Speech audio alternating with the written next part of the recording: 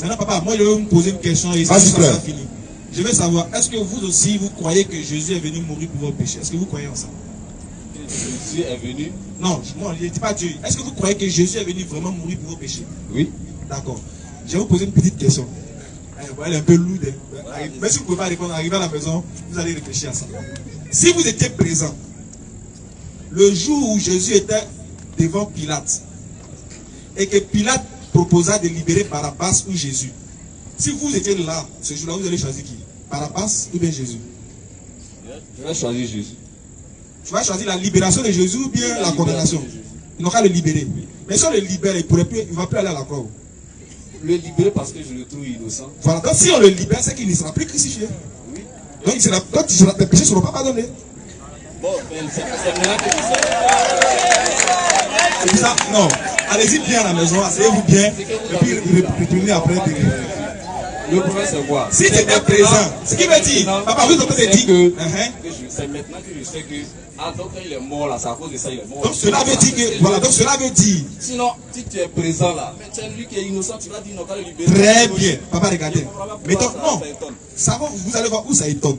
Ça étonne dans la mesure où Jésus qui est venu mourir pour vos péchés arrive dans un endroit où il doit aller mourir pour tes péchés. Même si c'est pour mes péchés, je viens. Innocent, ils n'ont qu'à les laisser. Voilà, mais si on le laisse là, tes péchés ne sont pas pardonnés. Ça fait... Maintenant tu dis, tu ne savais pas. Donc tu es en train de dire que les disciples de Jésus là, et ils ne savaient pas que Jésus est venu mourir pour les péchés. Mais ça c'est eux, vous pouvez attribuer directement la question, ça c'est eux. Non, ce qui veut dire que vous, pourquoi je vous adresse à vous la question? Parce que eux, les disciples de Jésus là, ils sont connaisseurs de la mission de Jésus que vous. Ils savent que ce n'est pas pour mourir pour leurs péchés. S'ils savaient que Jésus est venu mourir pour leurs péchés là, ils allaient dire tuez-le.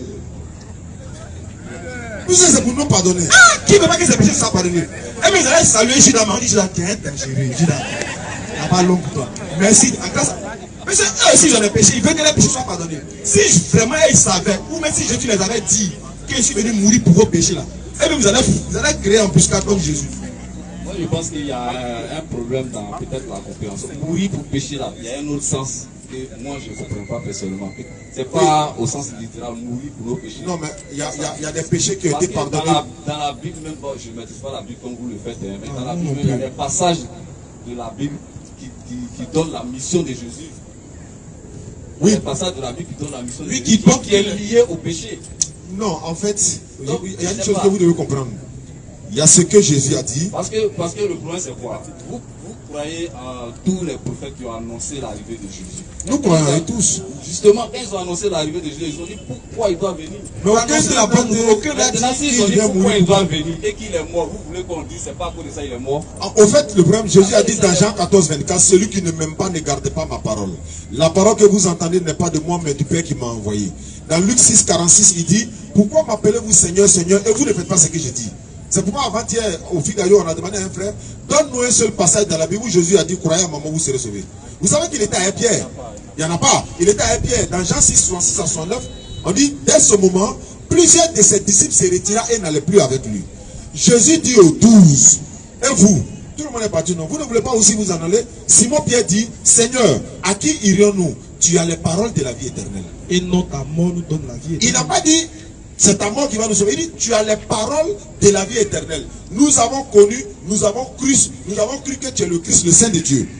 Jean 17, 3, Jésus même dit de sa propre bouche, pour avoir le paradis, c'est de reconnaître qu'il y a un seul Dieu, mais reconnaître comme son envoyé. Nulle part dans la Bible, Jésus n'a dit de croire à sa mort pour être sauvé. Si tel était le cas, mais il n'allait pas maudire Judas. Matthieu 26, verset 21 à 26, il dit, malheur à l'homme par qui le Fils de l'homme est livré, il vaudra mieux pour cet homme-là qui ne soit même pas né. Au lieu de dire, béni par l'homme par qui le Fils de l'homme est livré, il vaudrait mieux pour eux qu'ils soient nombreux, parce qu'en me tuant, ils auront rendu un service à l'humanité. Dans Luc 23, 37, il dit, Père, pardonne-leur, car ils ne savent pas ce qu'ils font. Au lieu de dire, Père, bénis-les, car ils sont en train de rendre un service à l'humanité. Mais errant ce qui se passe. Luc 22, verset 1 à 6. Or, Satan entra dans Judas. D'abord, les principaux sacrificateurs cherchent un moyen de faire mourir Jésus à l'insu de la foule. Luc 22, verset 1 à 6. D'accord. Satan entra dans Judas. Judas là s'entend avec les principaux sacrificateurs de la manière il va leur livrer Jésus moyennant une somme d'argent. Non. La question que nous nous posons et que nous te posons. Oui.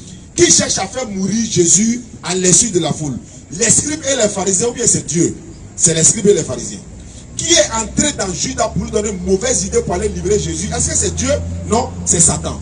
Qui est allé livrer Jésus pour qu'il soit tué moyennant 30 pièces d'argent? Est-ce que c'est Dieu? Non, c'est Judas. L'acte que les scribes et les pharisiens ont posé là, cherchant à tuer Jésus là, est-ce que c'est un acte que Dieu aime ou c'est un péché? C'est un péché. C'est un péché. D'accord. Maintenant, et l'acte de Satan lui-même qui est rentré dans Judas. L'acte de Satan. Donc l'acte de Satan est un péché. Okay. Maintenant, et Judas lui-même qui allait livrer Jésus, est-ce que son acte est un péché ou bien c'est un acte que Dieu aime? C'est un péché. Donc l'acte des scribes et des pharisiens est un péché. L'acte de Satan est un péché. L'acte de Judas est un péché. Mais est-ce que des péchés peuvent purifier l'humanité de ces péchés? Ça, c'est Dieu qui décide. Ah, ok. Donc, Dieu va décider. Alors, si c'est le jugement de Dieu.